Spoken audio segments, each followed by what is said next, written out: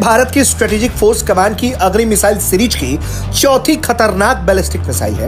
यह अपने रेंज की दुनिया की अन्य मिसाइलों की तुलना में बहुत हल्की है। इंडिया ने अपना अग्नि 4 न्यूक्लियर कैपेबल मिसाइल का टेस्ट किया और पूरी दुनिया को ये मैसेज दिया है कि वो टेक्नोलॉजी में कहां पे खड़े हैं, चाइना या पाकिस्तान। उन्हें ये बताया है कि हम चांद पे तो पहुंच ही गए हैं, साथ ही साथ हम टेक्नोलॉजी में किस पोजीशन पे हैं ये बताया। इंडिया ने जितनी मईशत अपनी एक उसका साइज बड़ा किया है, जितना वो बाकी ममालिक के लिए, दुनिया के लिए इस खित्ते में सबसे इम्पॉर्टेंट कंट्री बन चुका है और जो उसको मुख्तलिफ आलमी मामलात के तनाजुर में अहमियत उसको मिलती है, तो ये जो उसने अपना एक गेन किया है वो एक अपनी जगह है। इंडिया ने तकरीबन 146,000 1.5 के करीब गन जो है वो खरीदी है अमेरिका से। किसके लिए? कश्मीर की पुलिस के लिए। आने 1-2 साल में हम 25,000 करोड़ के करीब का जो एक्सपोर्ट कर पाएंगे हथियार। तो भारत जो कि सबसे ज्यादा हथियार बाहर से लेता था, अब बिल्कुल चेंज हो गया है। भारत ज्यादा हथियार खुद बनाएगा और make in India make for world भी करेगा। अगर किसी ने हमें नुकसान पहुंचाना है तो वो इतना भी अगर कर ले कि अपना असर रसूख इस्तेमाल करे, और अगर हमारे कर्ज बंद हो जाएं, कर्जे रिस्केड्यूल ना हो, तो हमारे लिए तो 4 दिन गुजारने मुश्किल हो जाएंगे। उसको अटैक करने की क्या जरूरत है हमारे ऊपर? बड़ी बदकिस्मती है कि हमारी reputation green passport is becoming rubbish and all over the world Pakistanis are being looked at with suspicion. नमस्कार दोस्तों, चैनल पर आपका हार्दिक अभिनंदन है। दोस्तों हमने देखा है कि इंडिया जो है वो काफ़ी फोकस कर रहा है कि जो भी वो वेपन्स यूज़ करे अपनी आर्मी के लिए वो ज़्यादातर मेड इन इंडिया हो। इवन अगर इंडिया किसी दूसरी कंट्री से या यूएस से या रशिया से जो भी अगर ख़रीदता भी है वेपन, तो उसके कॉन्ट्रैक्ट में ये होता है कि आप 90%, 80% या कुछ मतलब इस तरह से परसेंटेज जो हो आप इंडिया में इन्वेस्ट करके वहीं इसको असेंबल करेंगे या उसको मैन्युफैक्चर करेंगे। तो इसी कड़ी में दोस्तों अग्नि 4 जो इंडिया की बहुत पावरफुल मिसाइल है, एक न्यूक्लियर मिसाइल है, इसका टेस्ट किया इंडिया ने और ये टेस्ट सफल रहा दोस्तों। अग्नि 4 इतनी पावरफुल है कि वो एक बार में 10 टारगेट्स को नष्ट कर सकती है दोस्तों। तो अब जब इसका डिटेल्स सामने आया दोस्तों, तो चाइना और पाकिस्तान में खलबली मच गई है दोस्तों। ये 3000 डिग्री सेल्सियस तक के टेम्परेचर को सहन करके स्पेस में भी जा सकती है और वहाँ पर मार सकती है। तो ये स्पेस वार में भी काम आ सकती है। तो पाकिस्तानी मीडिया इस पर रिएक्ट कर रहा है। ये देखते हैं कि पाकिस्तानी मीडिया का इस पर क्या रिएक्शन है। अग्नि 4 मिसाइल जो है न्यूक्लियर कैपेबल मिसाइल है, उसको आज टेस्ट किया है, यानी पूरी दुनिया को मैसेज दिया है। जी, पूरी दुनिया को मैसेज दिया कि हम तरक्की याफ्ता ममालिक में शामिल हो चुके हैं, लेकिन हमें जरूरत है अभी कोशिश की। हम कोशिश आज शुरू करेंगे इंशाल्लाह ताला। देखें, आज उन्होंने मोटरें बनाना शुरू किया, हम 30 साल पहले बना चुके हैं। इसका मतलब कि हम बीच में से कहीं से लूज हो जाते हैं। हमें लूज नहीं होना चाहिए था। हम उनसे 30 साल आगे थे, आज भी कोशिश करें। आज कितना पीछे हैं हम उनसे? आज बस पीछे हैं नहीं, हमारी सोच है अभी पीछे हैं। हम मुकाबला कर रहे हैं उनका। देखिए, हमारे पास भी टेक्निकल लोग हैं, हमारे पास भी पूरी टीम है, लेकिन उन्हें हमारे पास तो जज्बा भी है, लेकिन ये है कि हमारे पास सपोर्ट नहीं है। गवर्नमेंट को चाहिए कि इन लोगों को सपोर्ट करे जिनके पास कुछ है, वो आगे आएंगे इंशाल्लाह ताला। हमारा मुल्क डेवलप होगा, हमारा मुल्क तरक्की करेगा और हम सबको पीछे छोड़ेंगे नहीं सर। इसमें एक चीज ये है ना कि देखे, इधर पाकिस्तान में जो इस सिचुएशन है ना, एक दूसरे पे इल्जाम लगा रहे हैं। मैं इन्हें कह रहा हूँ ये चोर है, या इन पे फतवा लगा दिया ये जी इसने ये काफर हो गया। आपको आप इस बात से एग्री करता हूँ, ये गलत हो रहा है। हम फतवे लगा देते हैं 1 मिनट में, लो जी ये काफर है, ये जेंट है, मार दिया जाए, इसे मार दिया जाए। मारोगे तुम जन्नत में चले जाओगे। यहाँ से गलत हो रहा है। हमें कायल करना चाहिए। कोई बंदा हमारा मुखालफ है ना, उसे मोहब्बत से कायल करें, भाई आप ये गलत कर रहे हैं। आप बैठ के डायलॉग से करेंगे, जब टेबल टॉक होगी इंशाल्लाह ताला हम बेहतरी की तरफ जाएंगे, जरूर जाएंगे। ठीक है, क्या मैसेज देना चाहेंगे जो इतने नौजवान खड़े हैं उनके लिए, अपने बच्चों के लिए, या पूरे पाकिस्तान के लिए, दुनिया भर से जहाँ से लोग? देखिए, हमारे पास पैगाम देने के लिए हजूर पाक सल्लल्लाहु अलैहि वसल्लम का उसवा हसना मौजूद है।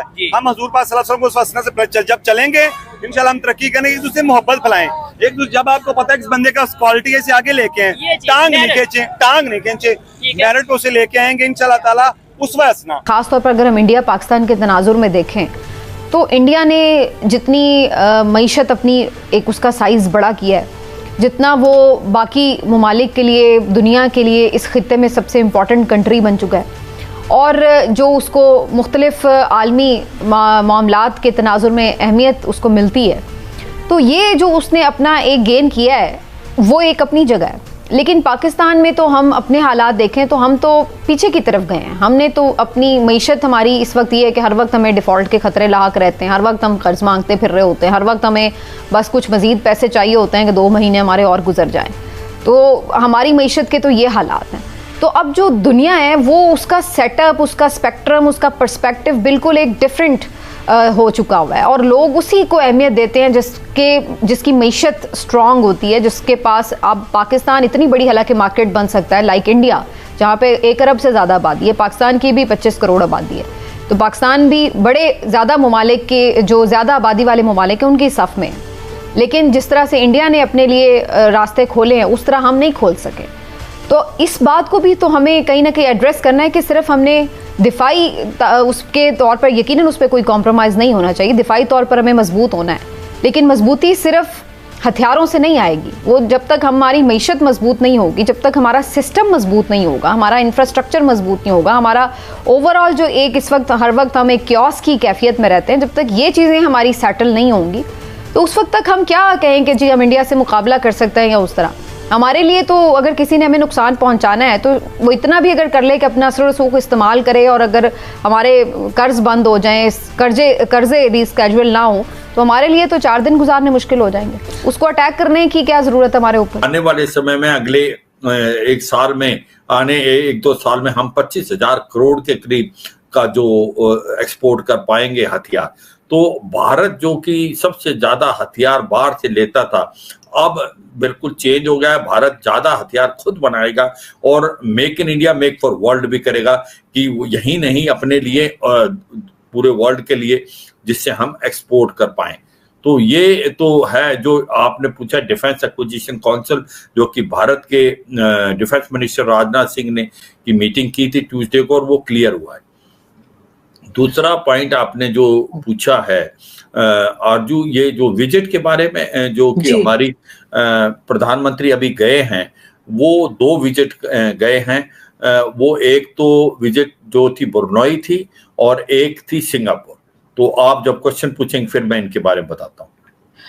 बिल्कुल सर, मैं वो क्वेश्चन भी पूछूंगी आपसे, लेकिन उससे पहले सर जो बात हम पहले कर रहे थे कि भारत जो है बहुत हथियार बनाएगा और बना रहा है, आपके ख्याल से जो नेबरिंग कंट्रीज हैं जिसमें पाकिस्तान और चाइना खास तौर पे, उनके लिए आप क्या समझते हैं कि कितना बड़ा खतरा महसूस करेंगी ये दोनों कंट्रीज? देखो, सच्चाई यह है कि चीन जो है वो अपना दबदबा इंडो पैसिफिक में बना रहा है। एक तो जब हम ब्रुनई की बात करेंगे तो ये बात करेंगे कि साउथ चाइना सी में वो किस प्रकार से अपना दादागिरी कर रहा है, मगर यहाँ पर भी इंडियन ओशन में उसकी 10 से 15 सबमरीन एट अ टाइम कब होती है, इसमें कोई शक नहीं कि जो PLA नेवी है आज की तारीख में सबसे बड़ी नेवी बन के उभरी है। नंबर ऑफ शिप्स में वो अलग बात है, क्वालिटी में अभी भी अमेरिकन नेवी जो है काफी आगे है, क्योंकि उनके पास 13 एयरक्राफ्ट कैरियर हैं, जबकि इनके पास 2 हैं, तीसरा एयरक्राफ्ट कैरियर बन रहा है। तो सच्चाई यह है कि आज की तारीख में जो चीन है वो भारत के लिए बहुत ज्यादा बड़ा चैलेंज है, इसमें कोई शक नहीं। जिस प्रकार से 3 डिवीजन लेके अप्रैल 2020 में आया, अभी भी डिप्लॉयमेंट है लद्दाख से अरुणाचल प्रदेश, और दोनों देशों ने अपनी इंफ्रास्ट्रक्चर डेवलप किया है। भारत ने भी बहुत जबरदस्त अपना इंफ्रास्ट्रक्चर डेवलप किया है। दोस्तों, पाकिस्तानियों को सुनकर हंसी आती है। कहाँ से आते हैं ऐसे लोग? ऐसा लगता है ये लोग हमारे गोले के नहीं हैं, किसी और गोले से आए हैं। कितने तेजस्वी हैं ये लोग। आप सभी हंसते रहिए और पाकिस्तानी कॉमेडी का मजा लेते रहिए, और चैनल को सब्सक्राइब करना और शेयर करना ना भूलें। धन्यवाद।